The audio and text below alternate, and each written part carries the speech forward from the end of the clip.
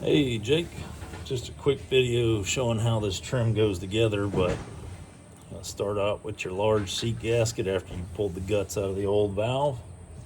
You're going to drop it into the valve body. Then your lower seat adapter reducer is going to go right on top of it. And then you've got your seat gasket, goes right there. Then your seat ring with the angle, which is the seat side up. Now you've got your valve cage, sits right there. And you've got these three gaskets. So you've got a spiral wound, a shim, and a sealing gasket.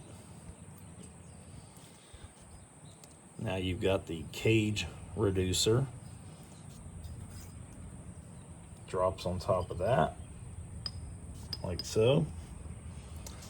And then this gasket will go across the cage adapter and then seal to the body bonnet. Then I went ahead and installed the plug seal. You might want to put some grease on it. And then that's going to fit in there, and then carefully tap it down into the bore. And once you've done that, you can drop the bonnet on, torque the bolts down, and then after all that's done, you can tighten your packing up per the manual.